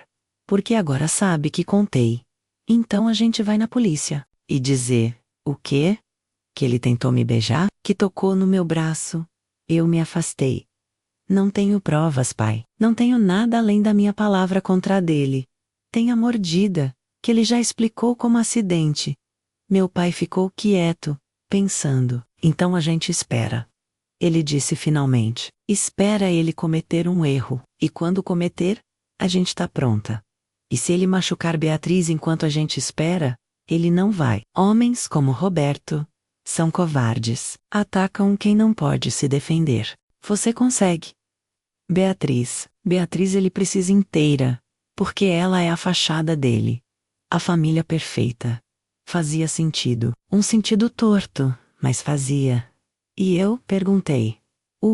Que eu faço? Você vive sua vida. Trabalha. Sai dessa casa se precisar. Deixa Beatriz vir até você quando estiver pronta. E se ela nunca vier? Meu pai suspirou. Então pelo menos você tentou. E vamos ter que viver com isso. Passaram-se semanas. Depois meses. Nenhuma ligação de Beatriz. Nenhuma visita. Era como se ela tivesse apagado minha existência. Eu tentei. Liguei. Mandei cartas. Apareci na porta uma vez. Mas ela não abriu. Gritou de dentro. Vá embora.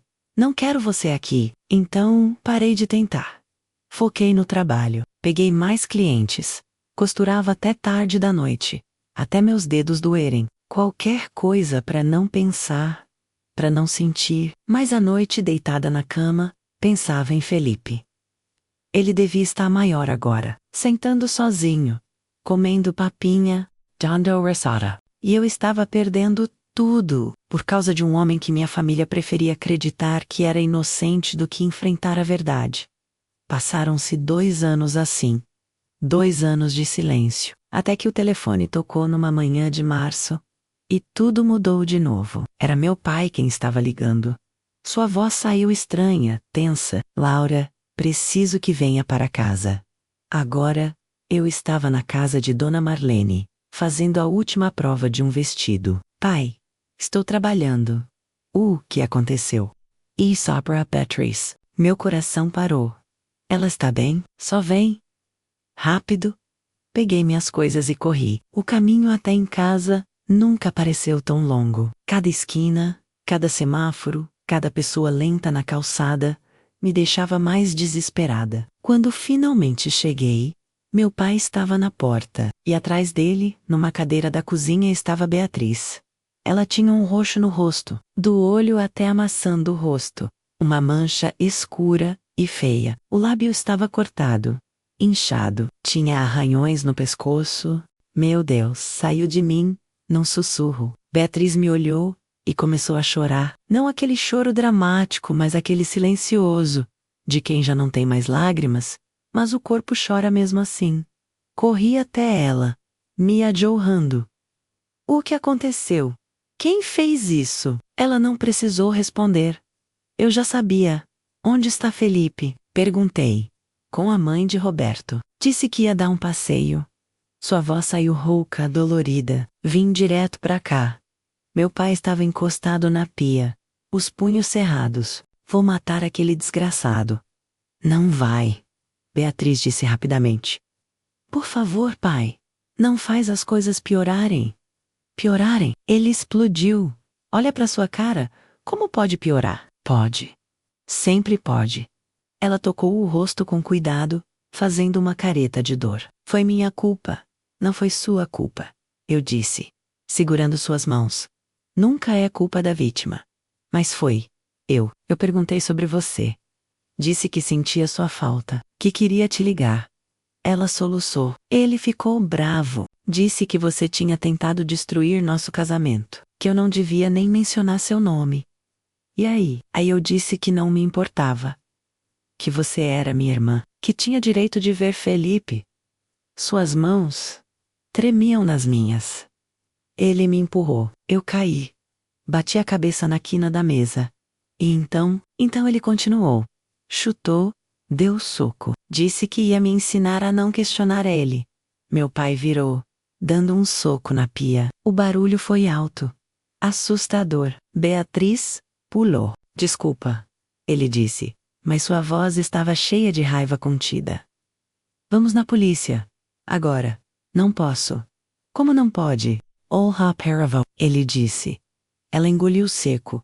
Ele disse que se eu contasse para alguém, ele ia levar Felipe embora, que tinha dinheiro para os melhores advogados, que ia provar que eu sou uma mãe louca, incompetente, que ia ficar com a custódia total. Ele não pode fazer isso, eu disse. Mas minha voz soou incerta, até para mim mesma. Pode sim. Você sabe que pode. Ela me olhou. E havia tanto medo ali. Ele tem amigos poderosos. Trabalha no banco há anos. Todo mundo o adora. E eu sou a mulher que teve depressão pós-parto, que mal conseguia cuidar do próprio filho, que depende dele para tudo. Mas você tem provas agora. Meu pai insistiu. Esse roxo, os cortes, um médico pode documentar. E ele vai dizer que foi acidente, que eu caí. Beatriz estava chorando de novo. Vocês não entendem, ele sempre tem uma desculpa. Sempre. Sentei no chão ao lado dela, ainda segurando suas mãos. 2 anos. 2 anos sem falar com minha irmã. E agora ela estava aqui, quebrada, machucada. E eu não sabia como consertar. Por que você acreditou nele? Perguntei baixinho. Quando te contei sobre o que ele fez comigo. Por que não acreditou? Porque eu não podia. Ela sussurrou. Se eu acreditasse, significava que tinha casado com um monstro, que estava criando um filho com um monstro, que toda a minha vida era uma mentira. Ela apertou minhas mãos. Foi mais fácil acreditar que você estava errada. Que você estava com ciúmes, que você estava... sei lá. Qualquer coisa menos aceitar a verdade. E agora? Agora sei que você estava certa. Sobretudo, ela soluçou. Me desculpa, Laura. Me desculpa por não ter acreditado, por te afastar, por deixar ele. Não precisa pedir desculpas, não foi sua culpa. Mas foi, eu escolhi ele em vez de você. Abracei ela. Com cuidado, para não machucar mais. Seu corpo pequeno e quebrado nos meus braços. Minha irmãzinha que eu tinha criado, que eu tinha protegido, que eu tinha amado mais que qualquer coisa, e agora estava aqui, machucada por causa de um homem que eu tinha alertado sobre. Que você quer fazer? Meu pai perguntou. Mas calma agora, é sua decisão, Beatriz. Mas precisa ser uma decisão. Quero sair, ela disse. Quero pegar Felipe e sair. Mas não tenho para onde ir, não tenho dinheiro, não tenho nada no meu nome. Pode ficar aqui? Ele disse imediatamente. Você e o menino, pelo tempo que precisar. Ele vai vir atrás de mim. Deixa ele vir, vai ter que passar por cima de mim primeiro. Beatriz olhou para mim, procurando. O quê? Aprovação. Coragem. Você acha que consigo? Acho que você é mais forte do que imagina, eu disse. Mas tem que querer, tem que estar pronta. Estou com medo. Eu sei. Mas a gente tá aqui, não está sozinha, dessa vez. Ela sentiu, limpando as lágrimas com as costas da mão. Tá bem. Vou buscar Felipe amanhã. Vou dizer que vamos passar uns dias aqui. E então não volto. Ele não vai deixar você levar Felipe assim. Meu pai alertou. Então eu vou enquanto ele está no trabalho. Pego as coisas do menino, os documentos, e saio. Era um plano simples. Simples demais, talvez, mas era um plano. Beatriz passou aquela noite conosco. Dormiu no meu quarto, na minha cama. Eu fiquei acordada a noite toda, sentada na cadeira, vigiando. Como se Roberto pudesse aparecer a qualquer momento, como se ele pudesse farejar onde ela estava e vir buscar. Duman cedou. Ela ligou para Roberto. Sua voz tremeu, mas se manteve firme. Vou buscar Felipe na casa da sua mãe. Vamos passar uns dias na casa do meu pai. Preciso de um tempo. Não ouviu o que ele respondeu, mas viu o rosto de Beatriz empalidecer. Sua mão apertar o telefone com mais força. Não estou pedindo permissão, ela disse, e havia algo novo na voz dela. Determinação. Estou avisando. Ela desligou, antes que ele pudesse responder. Pronto, ela disse, olhando para mim, e meu pai. Agora vou buscar meu filho. A gente vai com você, eu disse. Não, vocês ficam aqui. Preparam o quarto, pegam o berço do sótão. Ela respirou fundo. Eu faço isso, preciso fazer isso sozinha. Não gostei da ideia. Meu pai também não. Mas, respeitamos. Ela precisava daquilo, daquele momento de coragem, de decisão própria. Beatriz saiu às 9 da manhã. Disse que ia na casa da sogra. Pegaria Felipe. Passaria em casa rapidamente, para pegar algumas coisas, e voltaria antes do meio-dia. Meio-dia chegou. Ela não voltou. 1 da tarde, nada. 2 da tarde. Meu pai começou a ligar. O telefone da casa deles tocava, mas ninguém atendia. 3 da tarde. Fomos até lá. O carro de Beatriz estava na garagem. As luzes da casa apagadas. Batemos na porta. Nada. Gritamos seu nome. Silêncio. Meu pai arrombou a porta. A casa estava vazia, mas havia sinais de luta na sala, menos uma cadeira tombada. Um vaso quebrado.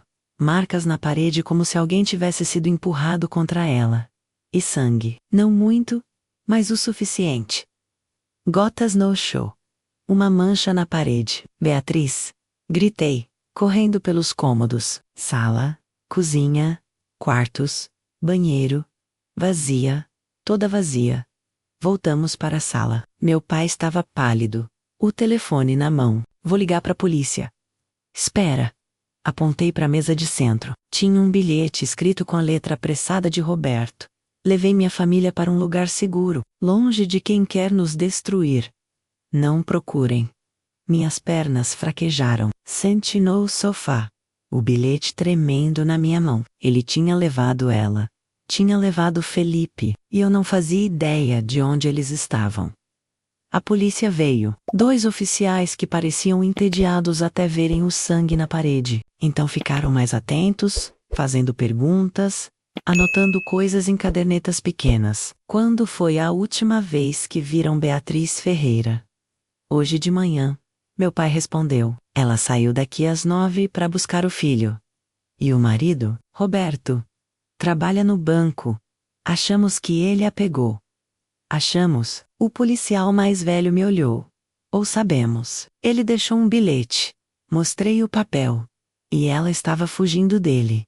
Ele bateu nela ontem. Ela estava com medo. Ela fez boletim de ocorrência? Não. Foi ao hospital? Não, então como sabemos que ele bateu nela? Porque eu vi. Minha voz saiu alta, desesperada. Vi os roxos, o rosto dela, o lábio cortado. Ele fez aquilo. Os policiais trocaram o olhar. Aquele olhar que dizia: mais uma histeria de mulher. Veja bem, senhorita. O mais novo começou, com aquele tom condescendente, sem provas, sem boletim.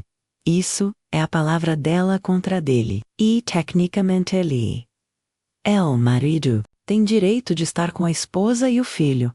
Mas ela não queria ir. Havia sangue. Pode ter sido acidente doméstico, briga de casal. Essas coisas acontecem. Briga de casal? Meu pai avançou. Mas me coloquei entre ele e os policiais. Ele está sequestrando minha filha. Não é sequestro quando é seu marido. O policial mais velho explicou guardando a caderneta. Vamos fazer um relatório. Se ela não aparecer em 48 horas, abrimos investigação. Mas, sinceramente, provavelmente é só um casal que brigou. E ele levou ela para se acalmarem longe da família. E o sangue. Disse que podem ter se empurrando. Ela pode ter batido a cabeça sem querer. Não parece muito sangue. Não indica violência séria. Violência séria, como se o roxo no rosto dela não fosse sério. Como se o medo nos olhos dela não fosse sério. Eles foram embora prometendo acompanhar o caso. Mas eu sabia. Sabia pelo jeito que falaram, pelo jeito que olharam para a casa arrumada, para os móveis caros, para a foto de Roberto e Beatriz sorrindo na parede. Para eles, era só mais uma mulher dramática, causando problema, num casamento normal. Passaram-se 2 dias. Depois 3. Nenhum sinal de Beatriz. Nenhuma ligação. Nada. Voltamos à polícia. Mesmo o policial entediado. Verificamos. Roberto Ferreira ligou ontem. Disse que estão bem. Que foram para a casa de praia da família dele para resolver alguns problemas matrimoniais. Que a esposa não quer contato com vocês no momento. Ele está mentindo. A senhora tem prova disso? Não tinha. Claro que não tinha. Tentei ligar para o banco onde Roberto trabalhava. A secretária foi educada, mas firme. Senhor Roberto pediu licença por motivos pessoais. Não podemos passar mais informações. 2 semanas. Quanto dano ele poderia fazer em 2 semanas? Precisamos de um advogado. Meu pai disse na 4ª noite. Sentado à mesa, uma xícara de café frio nas mãos. Ele tinha envelhecido 10 anos em 4 dias. Alguém que entenda dessas coisas. Encontramos um Dr. Mendes, 50 e tantos anos. Escritório pequeno, mas limpo. Ouviu nossa história com atenção, fazendo perguntas, anotando, sem boletim de ocorrência, sem provas de violência documentadas. É difícil, ele disse finalmente. E como são casados, ele tem direito legal de estar com ela, a menos que ela peça ajuda diretamente. Ou que apareça com ferimentos que precisem de atenção médica. As mãos da polícia estão atadas. Então não podemos fazer nada. Minha voz saiu quebrada. Eu não disse isso. Ele se inclinou para a frente. Podemos entrar com um pedido de localização. Forçar Roberto a provar onde ela está. Que ela está bem. Se ele não conseguir provar, ou se houver inconsistências, aí sim a polícia age. Quanto tempo leva? Dias, talvez semanas, dependendo do juiz. Dias, semanas, uma eternidade, quando sua irmã está com um homem que já provou ser capaz de violência. Façam isso, meu pai disse. Quanto custa? O advogado mencionou um valor que fez meu pai empalidecer. Mas ele apenas acenou. Faço. Começa hoje. Saímos do escritório com uma promessa de que algo estava sendo feito. Mas não me sentia melhor. Promessas não salvavam Beatriz. Papéis não protegiam Felipe. À noite, deitada na cama, pensei em todas as vezes que podia ter feito diferente. Se tivesse contado no primeiro dia, se tivesse insistido mais, se tivesse ligado para a polícia mesmo sem provas. Sim. Mas se não mudava o presente, foi no sexto dia que o telefone tocou, da manhã. Acordei com o coração disparado, correndo para atender antes de acordar meu pai. Alô? Silêncio. Mas não vazio. Podia ouvir respiração. Beatriz, é você? Laura, sua voz era um sussurro rouco, desesperado. Laura, me ajuda. Onde você está? Estamos te procurando. Não sei exatamente. Uma casa, no meio do mato. Ele me trancou. Laura, ele me trancou no quarto. Meu sangue gelou. E Felipe está comigo. Tá bem. Por enquanto... Ela soluçou. Mas Roberto, ele está diferente. Pior. Diz que vai me ensinar, que preciso aprender meu lugar. Descreve o lugar. Qualquer coisa que ajude a identificar. É uma casa velha, de Madeira. Tem um lago perto. Posso ouvir água. E pássaros, muitos pássaros. Sua voz estava apressada, com medo. Dirigimos muito. Horas. Não tem nada ao redor. Só mata. A casa de praia da família dele. Não conheço esse lugar. Ele disse que ninguém sabe desse lugar, que é nosso segredo. Ao fundo, ouvi uma porta se abrindo. Beatriz ofegou. Ele está voltando. Ela sussurrou, apavorada. Não posso, a linha morreu. Beatriz! Nada. Liguei de volta. O telefone tocou e tocou, mas ninguém atendeu. Tentei de novo. De novo. Nada. Acordei meu pai. Mostrei o número que tinha aparecido na identificação de chamadas. Um número que não reconheci. Celular, provavelmente. Vamos na polícia. Agora, ele disse. Fomos. 4 da manhã. A delegacia quase vazia. O policial de plantão. Um diferente, mais jovem, menos nos ouviu com mais atenção. Ela ligou e disse que está trancada com o filho. Ele a está mantendo contra a vontade. Isso já é outra coisa. Ele pegou o telefone. Vou acionar o detetive responsável. Isso agora é caso de cárcere privado. Finalmente alguém levando a sério. Passamos o resto da noite na delegacia. O detetive chegou às 6. Homem sério, 40 e poucos anos. Cicatriz no queixo. Ouvi toda a história de novo. Desde o começo, desde o porão, desde tudo. Por que não denunciou na época? Ele perguntou. Mas não soava acusatório. Apenas curioso. Moreover, achei que ninguém acreditaria. E provavelmente não acreditariam. Ele admitiu. Mas agora temos uma ligação. Temos a voz dela pedindo ajuda. Isso muda tudo. Podem rastrear o telefone? Já estamos trabalhando nisso. Mas se foi um celular pré-pago, vai ser mais difícil. Ele olhou para suas anotações. Ela mencionou um lago mata e ouridor. Distância de horas de carro. Isso elimina várias áreas. A família de Roberto tem propriedades? Meu pai perguntou. Vamos verificar. Propriedades registradas. Terrenos. Qualquer coisa no nome dele, ou de familiares. Voltamos para casa com mais esperança do que tínhamos em dias. Mas a esperança é uma coisa frágil, se quebra fácil. Passaram-se 2 dias, a polícia rastreou 6 propriedades ligadas à família de Roberto. Foram em todas, vazias.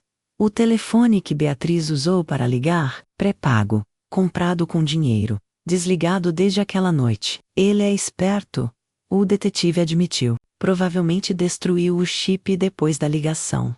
E agora? Agora esperamos que ela consiga ligar de novo. Ou que ele cometa um erro. Erro. Tudo dependia de Roberto cometer um erro. Mas e se ele não cometesse? E se a próxima ligação que recebêssemos não fosse de Beatriz pedindo ajuda, mas de alguém dizendo que era tarde demais? À noite, sozinha no meu quarto, rezei. Não rezava desde que minha mãe morreu, mas naquela noite, ajoelhada ao lado da cama, rezei para um Deus que esperava ainda estar ouvindo. Por favor! Sussurrei no escuro. Por favor! Protege ela! Protege Felipe! Me dá uma chance de salvá-los. Só uma chance, é tudo que preciso. E então, no silêncio que seguiu, tive uma ideia. Uma ideia louca, perigosa. Mas talvez fosse a única que funcionaria. A ideia veio de algo que o detetive tinha dito. Esperamos que ele cometa um erro. E se eu fizesse ele cometer um erro, Roberto me queria, sempre quis. Desde aquele primeiro dia no porão, se eu oferecesse o que ele queria, talvez ele baixasse a guarda, talvez me levasse até onde Beatriz estava. Era um plano idiota, perigoso, provavelmente suicida.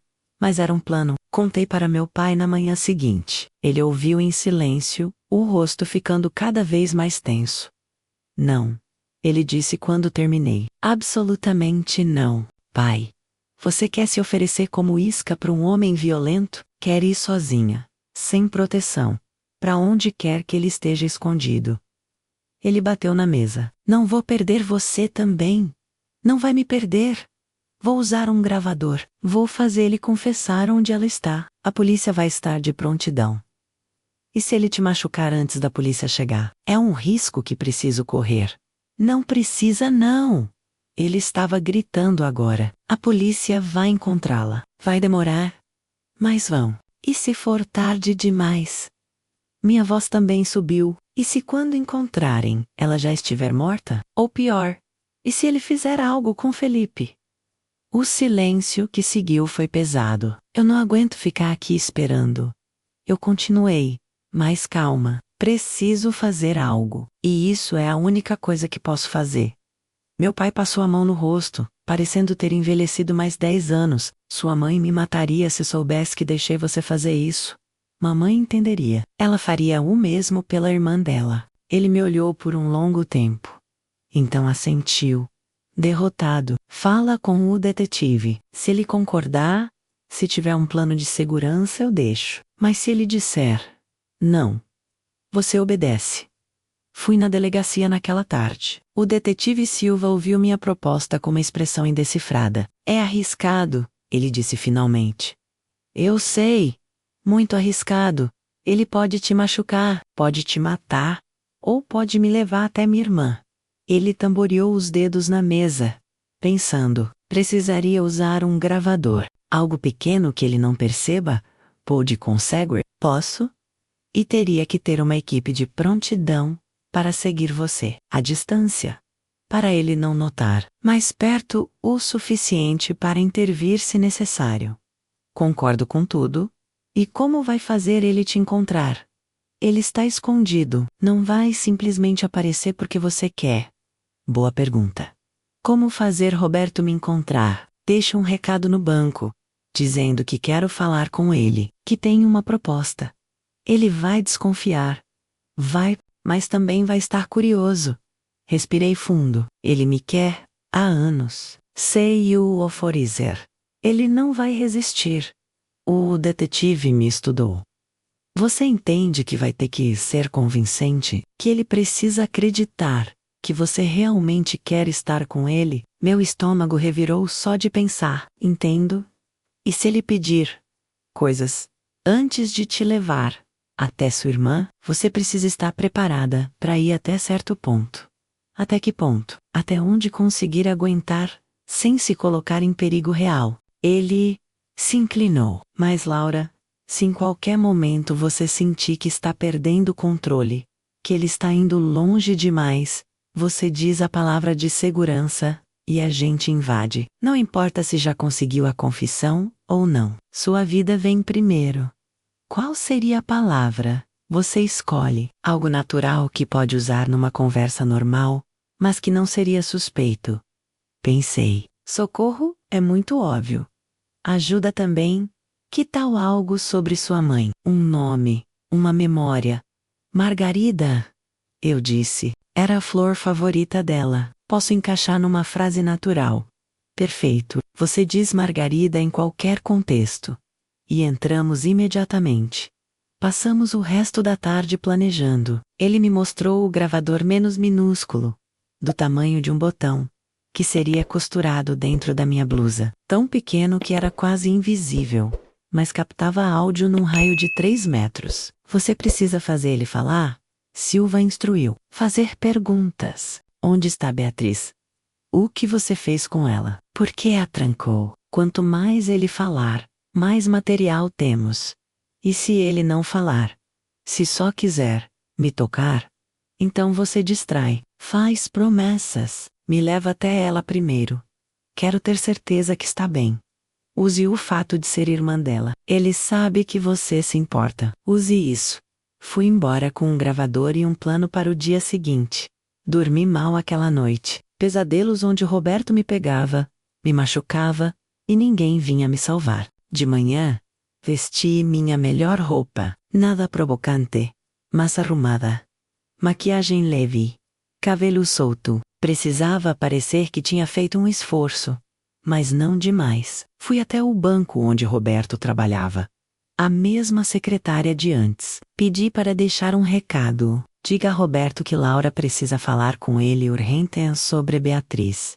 Escrevi o número do telefone público perto da minha casa. Estarei esperando hoje das 2 às 5 da tarde. A secretária me olhou estranhamente, mas aceitou o recado.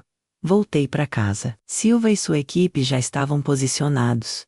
2 carros discretos na rua, um van de vigilância 3 quarteirões adiante.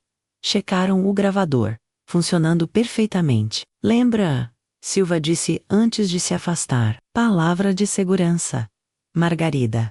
Às 2h15, o telefone público tocou. Meu coração quase saltou pela boca. Respirei fundo 3 vezes antes de atender. Alô, Laura? A voz de Roberto, calma, controlada. Que surpresa. Precisamos conversar. Sobre Beatriz. Sobre nós. Silêncio do outro lado. Podia imaginar o sorriso se formando no rosto dele. Que mudança interessante de tom. Semanas atrás, você me mordia. Agora quer conversar sobre nós? As coisas mudaram. Mudaram como? Engoli seco. Precisava ser convincente. Percebi que talvez você tivesse razão. Sobre algumas coisas. Continue. Bia está feliz com você? Ela parece feliz nas fotos que vejo. Ela está aprendendo. Está melhor agora. Quero vê-la, ter certeza que está bem. Por que é que acredito que é só isso que você quer? Porque forcei minha voz a sair mais suave, mais vulnerável. Porque passei 2 anos sozinha, Roberto. Pensando sobre aquele dia no porão. Sobre o que você ofereceu. Sobre o que eu recusei. E talvez eu tenha sido precipitada. Talvez devêssemos ter uma conversa. Você e eu, sem Beatriz, sem meu pai. Só nós 2. Outro silêncio. Mês longo. Meu coração batia tão forte que tinha certeza que ele podia ouvir através da linha. Onde? Ele perguntou finalmente. Onde você quiser. Não. Onde você se sente segura. Preciso saber que não é uma armadilha. Pensei rápido. A praça. A principal. Às 7 da noite. Muita gente ao redor. Se for armadilha, você vê de longe e vai embora. E se eu for? O que acontece? Conversamos. Você me explica onde Beatriz está. Me leva até ela. Talvez. E deixei a frase no ar, cheia de promessa não dita. E então você me dá o que tenho querido todos esses anos. Meu estômago revirou. Depende do que você quer exatamente. Ele riu. Você sabe o que eu quero, Laura. Sempre soube. Então me encontra hoje, às 7. E conversamos sobre isso. E se eu não for? Então nunca vai saber se eu estava sendo sincera ou não. Desliguei antes que ele pudesse responder. Minhas mãos tremiam tanto que quase derrubei o telefone. Silva apareceu ao meu lado em segundos. Conseguiu? Marcamos, 7 da noite, praça principal, Bom trabalho, minha equipe vai estar posicionada. Você vai estar usando o gravador. Lembra das instruções? Faço ele falar. Descubro onde Beatriz está. Digo a palavra se precisar. Exatamente. Ele colocou a mão no meu ombro. Laura, você não precisa fazer isso. Preciso sim. Então pelo menos promete que vai ter cuidado, que vai dizer a palavra se ficar perigoso. Prometo. Mas enquanto falava, me perguntei se seria capaz de cumprir. Se na hora quando estivesse cara a cara com Roberto, teria coragem de pedir ajuda, ou se o urgido, o medo, a necessidade de salvar Beatriz, me fariam continuar, além do seguro. As próximas horas foram as mais longas da minha vida. Tomei banho, troquei de roupa 3 vezes. Pratiquei o que ia dizer no espelho. Tentei comer, mas não consegui engolir nada. Às 6h30, Silva costurou o gravador na minha blusa. Uma pequena costura, quase invisível. O botão ficava escondido entre outros botões decorativos. Tá ligado? Não precisa fazer nada. Só falar normalmente. Às 6h45, saí de casa. Meu pai me abraçou na porta. Volta pra mim. Ele disse, a voz embargada. As duas. Vocês duas voltam pra mim. Vamos voltar, prometi. Mas enquanto caminhava para a praça, com o sol se pondo tingindo tudo de laranja e vermelho, me perguntei se era uma promessa que podia cumprir, ou se era apenas mais uma mentira que contamos para nos sentirmos melhor, antes de fazer algo terrivelmente perigoso. A praça estava cheia como sempre, às 7 da noite. Famílias passeando com crianças, casais de mãos dadas, vendedores ambulantes oferecendo pipoca e algodão doce. A vida normal continuando, enquanto eu me preparava para encontrar um monstro. Sentei num banco perto do coreto, de onde conseguia ver a maioria dos acessos da praça. Silva e sua equipe estavam espalhados. Um casal fingindo namorar, perto da fonte. Outro homem lendo jornal num banco do outro lado, uma mulher com carrinho de bebê, todos de olho em mim. 7 horas. 7h05. 7h10. Talvez ele não viesse. Talvez tivesse percebido que era armadilha. Então, vi do outro lado da praça, caminhando devagar, as mãos nos bolsos. Roberto. Ele usava jeans e uma camisa azul clara. O cabelo penteado para trás.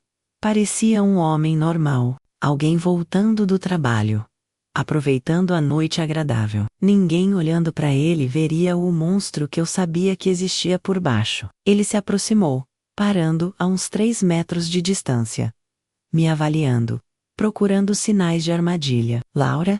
Ele disse finalmente, se sentando ao meu lado no banco, mas não perto. Manteve distância. Você veio. Disse que viria.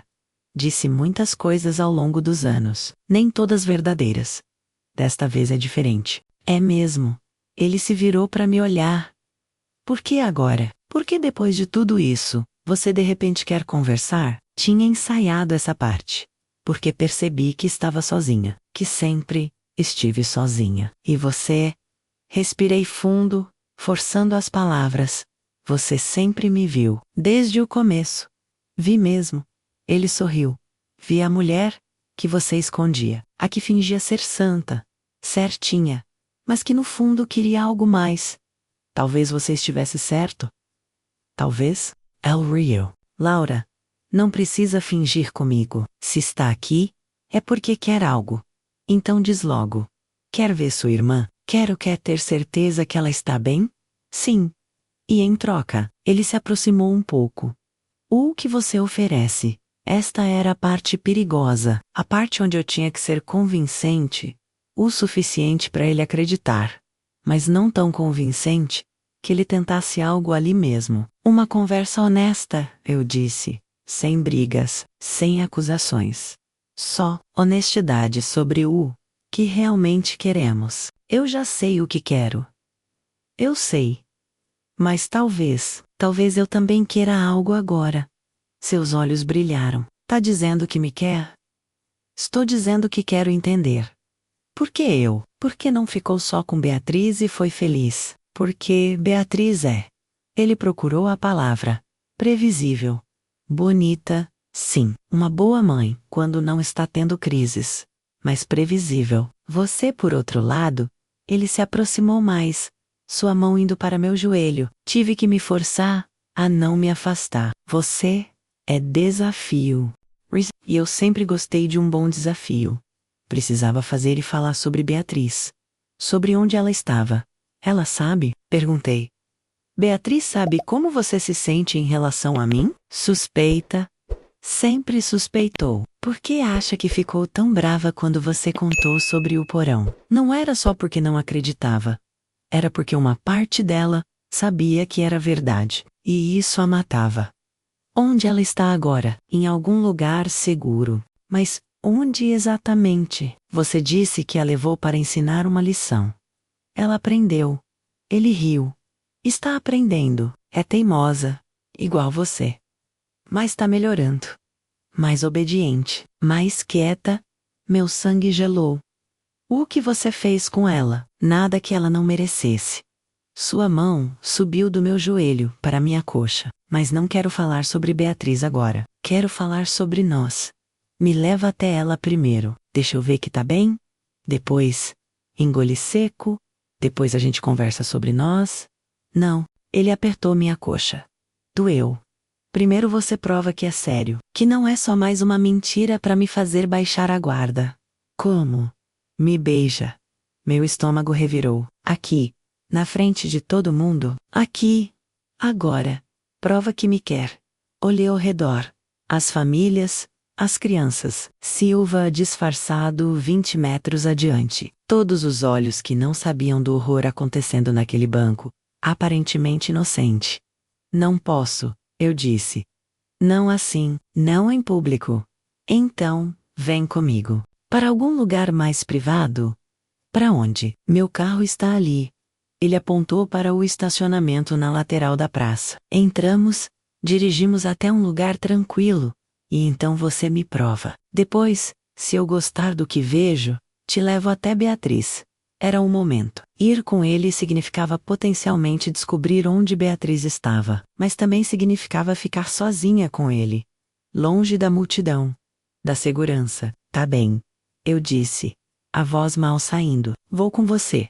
Levantamos. Ele manteve a mão na minha cintura, me guiando através da praça. Podia sentir os olhos de Silva me seguindo. O plano era que eles seguissem o carro, mantendo distância, mas nunca me perdendo de vista. Chegamos no estacionamento, um carro escuro, janelas fumê. Ele abriu a porta do passageiro para mim, cavalheirismo falso escondendo a armadilha. Entrei. Ele fechou a porta, contornou, entrou do lado do motorista. E então, antes de ligar o carro, se virou para mim. Sou para constar, ele disse. Se isso for armadilha, se tiver polícia me seguindo, Beatriz paga. Entendeu? Meu coração parou. Não tem ninguém me seguindo. Tem certeza? Porque eu jurei ter visto aquele cara do jornal nos observando. Você está paranoico? Talvez. Ele ligou o carro. Ou talvez você seja uma atriz melhor do que eu pensava. Mas não importa, porque mesmo que tenha polícia, eles nunca vão achar onde ela está. Só eu sei. E se algo acontecer comigo? Ele sorriu. Bem, espero que sua irmã saiba caçar coelhos, porque vai ficar lá um bom tempo. Ele estava dizendo que Beatriz estava em algum lugar tão remoto que ninguém a encontraria, ou era blefe. Saímos do estacionamento. Dirigi devagar pela cidade, sempre checando o retrovisor. Eu também olhava discretamente. Podia ver um carro atrás, uns 3 carros de distância. Silva, provavelmente. Para onde estamos indo? Perguntei, tentando soar curiosa, não desesperada. Lugar que conheço. Quieto. Ninguém nos incomoda. Longe, uns 20 minutos. Ele colocou a mão no meu joelho de novo. Ansiosa, nervosa, admite. E não era mentira. Não precisa estar nervosa. Não vou te machucar. Ele sorriu. A menos que você goste disso 20 minutos. 20 minutos. Até onde quer que ele estivesse me levando. 20 minutos para fazer ele falar mais, para conseguir informações sobre Beatriz. Você machucou ela? Perguntei. Quando bateu. Foi necessário. Ele respondeu casualmente, como quem comenta sobre o tempo. Ela estava ficando histérica, falando em ir embora. Amy T. Procure. Precisava aprender que isso não é opção. E ela aprendeu, está aprendendo. Os primeiros dias foram difíceis. Muito choro, muito drama, mas agora está mais calma. Aceita as coisas? Que coisas? Que lugar de mulher é ao lado do marido, que ela prometeu na igreja menos, na alegria e na tristeza, na saúde e na doença. Ela vai cumprir esses votos. E Felipe? Felipe está bem, é um bebê. Não entendi nada. Come, dorme, cora, o básico. Mas ele precisa de médico, vacinas, cuidados. Vou cuidar disso quando voltarmos. Em algumas semanas, quando Beatriz tiver aprendido a lição completamente, voltamos. Contamos uma história bonita sobre retiro de casamento, reconciliação. Todo mundo acredita. Todo mundo fica feliz. E eu? Você. Ele me olhou, sorrindo. Você pode fazer parte disso. Pode continuar sendo a tia dedicada, que visita, que ajuda. E quando Beatriz não estiver olhando, sua mão apertou minha coxa. Você pode ser minha. Náusea subiu pela minha garganta. Tive que respirar fundo várias vezes, para não vomitar. Estávamos saindo da cidade agora, entrando numa estrada de terra. Árvores dos dois lados, escurecendo mais a cada metro. Olhei para trás, ainda via faróis atrás de nós. Tem certeza que ninguém está nos seguindo? Perguntei, querendo confirmar que Silva ainda estava lá. Roberto olhou no retrovisor, franziu a testa. Então, de repente, acelerou. Fez uma curva fechada, depois outra, entrando numa estrada secundária, quase invisível entre as árvores. O que está fazendo? Gritei. Me segurando. Checando algo, ele parou abruptamente. Desligou os faróis. Ficamos sentados no escuro. Em silêncio, meu coração batia tão alto que tinha certeza que ele podia ouvir. Passaram-se 2 minutos 3. Nenhum carro passou na estrada principal. Ótimo, Roberto disse, relaxando. Ninguém. Você estava dizendo a verdade. Mas eu sabia a verdade. Silva tinha perdido a gente. Na escuridão, nas curvas, na velocidade, eles tinham me perdido. Estava sozinha. Sozinha no carro com Roberto. Indo para algum lugar, que ninguém sabia onde era. Sem backup. Sem ajuda. Só eu, e o gravador escondido na minha blusa. Ele ligou o carro de novo. Continuou dirigindo. Mais fundo na mata. Mais longe da civilização. Quase lá, ele disse alegremente. Você vai gostar do lugar. E, perfeito para a privacidade. Minha mão foi instintivamente para a blusa, sentindo o pequeno botão do gravador. Ainda estava lá. Ainda gravando. Mesmo que Silva não estivesse mais me seguindo, pelo menos teria a gravação. Prova. Confissão. Se eu sobrevivesse para entregá-la, Roberto, eu disse, mantendo a voz firme. Se algo acontecer comigo, se eu não voltar, as pessoas vão procurar, vão saber que saí com você. Eu sei. Ele não parecia preocupado. Por isso não vai acontecer nada com você. Você vai voltar feliz, satisfeita, e vai contar para todos que passamos uma noite agradável conversando, resolvendo mal-entendidos, e ninguém vai questionar.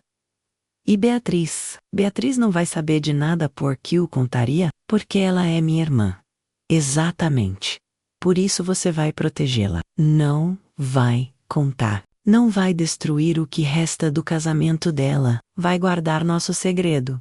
Ele sorriu, como sempre fez, e percebi. Ele estava certo. Sempre estive, porque era assim que ele ganhava. Não pela força, mas pela manipulação, pela culpa, pelo medo de causar dano a quem amávamos. Mas não dessa vez. Dessa vez, eu tinha o gravador. Dessa vez, teria a prova. Só precisava sobreviver para usá-la. O carro parou. Olhei ao redor. Estávamos numa clareira pequena, sem construções visíveis. Só árvores e escuridão. Chegamos, Roberto disse, desligando o motor. O silêncio que seguiu foi absoluto. Depois ele se virou para mim, e na luz fraca da lua através dos vidros, vi o sorriso, e soube que os próximos minutos definiriam se eu viveria ou morreria. Estou com 74 anos agora, meu cabelo é completamente branco, minhas mãos tremem às vezes, e os médicos dizem que preciso desacelerar, mas quando olho para trás, para aquela noite na clareira, sei que cada segundo de terror valeu a pena. O gravador capturou tudo, cada confissão, cada ameaça, cada palavra que Roberto disse pensando que estava seguro, quando ele tentou me tocar, quando avançou. Eu disse a palavra, menos Margarida. Menos gritei, até minha voz falhar. Silva e a equipe chegaram 15 minutos depois, seguindo o sinal GPS que tinham escondido na minha bolsa como plano B. Roberto foi preso naquela noite. A gravação levou a polícia até a cabana, onde Beatriz e Felipe estavam trancados. Encontraram minha irmã desidratada, machucada, mas viva. Felipe estava bem menos assustado, mas bem, o julgamento durou meses. Eu testemunhei. Beatriz testemunhei. A gravação foi reproduzida para o júri. Roberto pegou 15 anos. Saiu em 8 por bom comportamento. Não sei onde está agora. E prefiro assim. Beatriz se recuperou. Levou anos de terapia, de reconstrução. Mas ela voltou. Voltou a sorrir, a viver, a ser mãe do Felipe, que hoje é um homem de 26 anos, casado, com uma filha. Eu nunca casei. Nunca tive filhos próprios, mas tenho minha Sabrina neta, pequena Laura, que me chama de vovó. E tenho essa história que quase me matou contar, mas que precisa ser ouvida, porque se você está passando por algo parecido, se alguém está te machucando, manipulando, te fazendo sentir que não tem saída, menos tem sim. Separate. Você só precisa de coragem para gravar, para falar. Para não desistir, eu sou a prova de que é possível sobreviver. E você também pode ser